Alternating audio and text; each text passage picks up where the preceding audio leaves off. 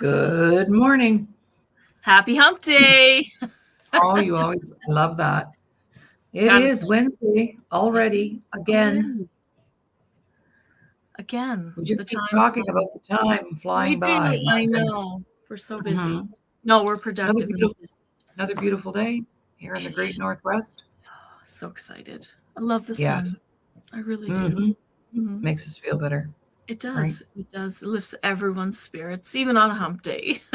That's right. Even on a hump day. Even on a Well, hump today day. we're just going to I think talk a little bit about a few things, Yeah.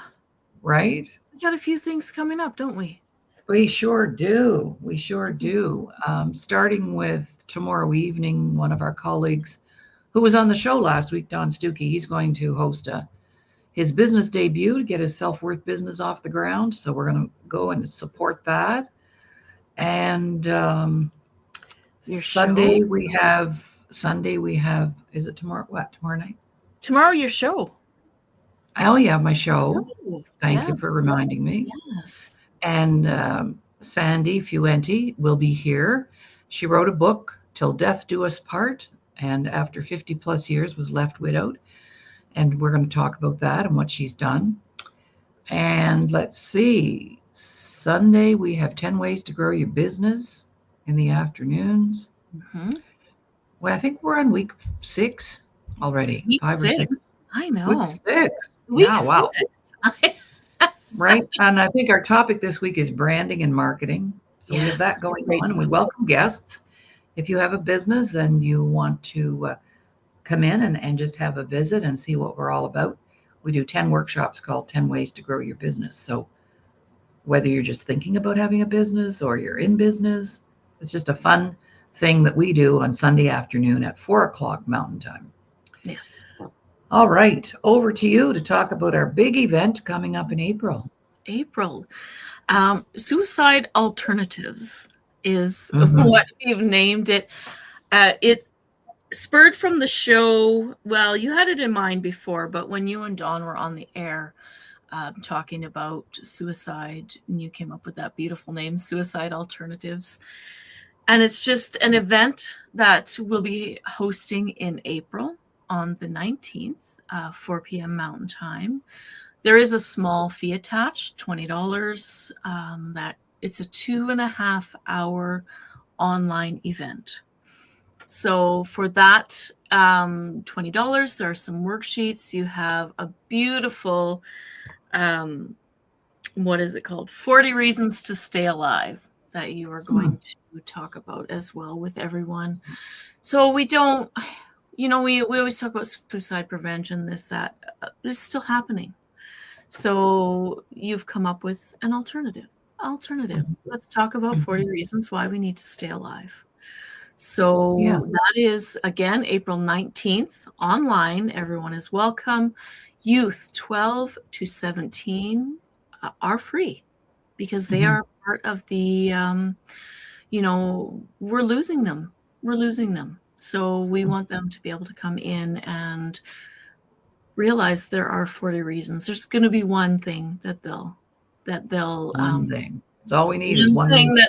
that one reason that they're going to resonate with and realize, hey, it'll be okay. It'll be okay. Yeah. So Yeah. you yourself have had some losses hmm in your life, and our co-host Stephanie McAvoy as well has had some losses in her life directly related to suicide.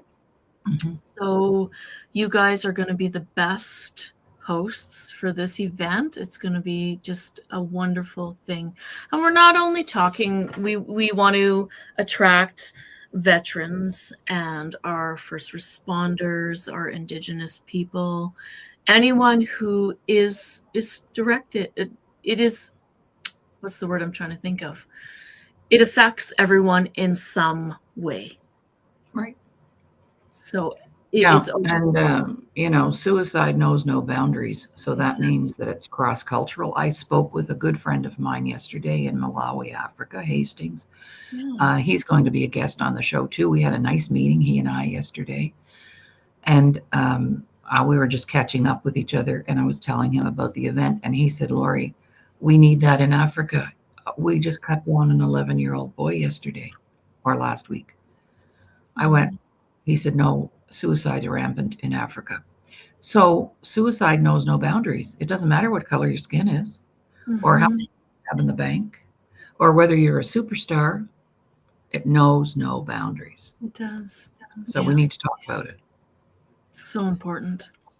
So on the heels of that, of course, we also have, I'm working on my third publication here, and I brought the cover up. This came up before we thought about the event, but I can see the book coinciding with the event. And we're going to make some kind of special offer to anybody who attends the event to be able to access the book. 21 days to staying alive. And it's a daily process. You work in your journal every day for 21 days and create some new little habits that will gradually get you out of that dark place when you know that you have value and you deserve to be here and you can stay alive. So that's my focus rather than suicide, as you said earlier, Virginia, suicide prevention. It's not being prevented right now. Thank you very much. Yeah. And we're doing the best we can with the information we have. So I'm bringing new information to the suicide prevention table. Yeah, and not just another way, right? Another way. We are an alternative mental health resource. Is what Self-Worth is. Self-Worth, the missing link, an alternative mental health resource. So the event is going to just focus around that, right? It's the things that you talk about. We do talk about prevention. We do talk about absolutely how maybe if we've lost someone in our lives due to suicide, how we can get through that, how we can grieve and go through that process and be okay at the end. So it's not, tips and tricks on not, hurting yourself, but it's a well-rounded prevention, not even a prevention alternative kit that you're going to be sharing with everyone. Yeah. And, I need to say that the suicide alternatives, that was Dawn that said that. Yeah. And it was so brilliant. I said, can I use it? And I liked what else Dawn said too. He said that suicide is a permanent decision for a temporary situation. Yes. A permanent solution to a temporary situation. I really love that. Yeah. So just shedding some different kind of light on the whole ordeal. And as we're talking, I'm just thinking of another person that I want to reach out to because they do a big suicide walk every year here in Edmonton, and I must get a hold of her. All right, let me see what else is going on. I better get busy writing, I guess. I have exactly 21 days.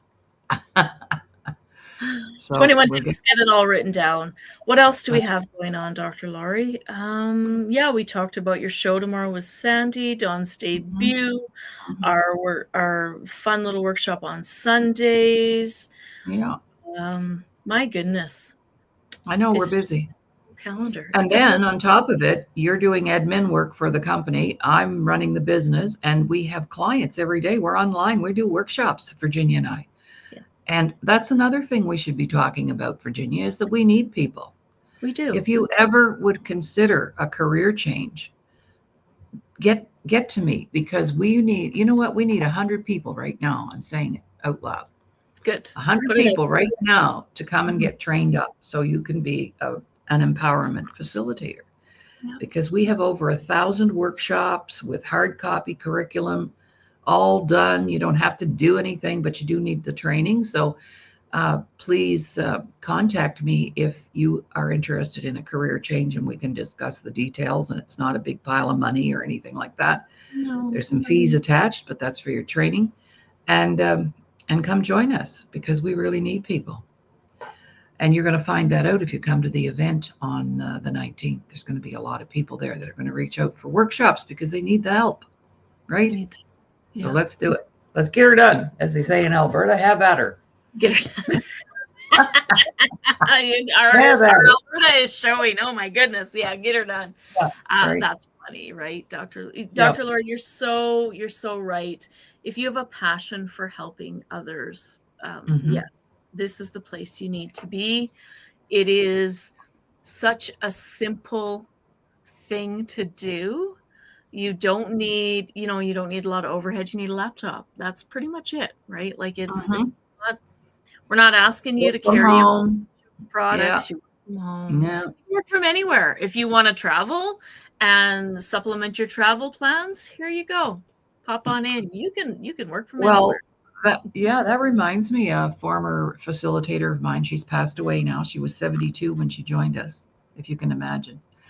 And she said to me, "Well, I'm a little nervous about stepping up and stepping in because I go to Hawaii every year. I have a timeshare over there." And I said, "Well, that's great. Can you picture sitting on the beach doing your class for an hour while you're enjoying the sun and the sand?" And oh, wow, I never thought of it that way, because people may not be aware, but we've been working online since 2002. That's 24 years Mm-hmm. we've worked virtually. So we have this thing down pat. And long before Zoom, long before Zoom. Yeah. So, and we, if you have a heart, all we require is that you have a heart for people. And then we can teach you everything else you need to know to have a successful home based business. Yeah. I've been working this business for 32 years. 32 years. Well, 33 now. It was Mm-hmm. 2026. Yeah. 26. So I've never had a job. I don't know how to have a job. I'd be terrible. I'd probably get fired the next day, Virginia. I said to Ron one day, I said, why don't I just go to the grocery store, big department store, get a job, do an M, whatever. He said, well, that wouldn't work because you'd be busy reorganizing the shelves, reorganizing the staff, and reorganizing the whole place. So you'd be right back doing what you're doing. So you might as well just stay home and do what you do. He's not wrong. No, I know. He knows me really. He knows me really well, right? Yes. Mm-hmm. Yeah. Yeah. So No, yeah, we're we have excited. fun. We have fun. Yeah. Right? Even our workshop on the 19th is going to be fun Yes. because we need to inject that light side to the dark side. Mm-hmm. And suicide's a very heavy topic. That's why nobody wants to talk about it, Virginia. Right? It's sad, and then yeah, but true. and then we're going to do an event on addictions, Mm-hmm. and then we're going to do an event on sexual abuse, because Mm-hmm. I'm tired of reading the posts and on my feed and Facebook, and kids are dying, and communities are all messed up, and the crime and the drugs and everything, it's all connected. And we need to know that suicide, sexual abuse, addictions, they're all connected. They're all in the same sandbox. And one just leads to the other. So let's get busy, at least raise the level of awareness for people who are in the dark and they don't understand how serious this is.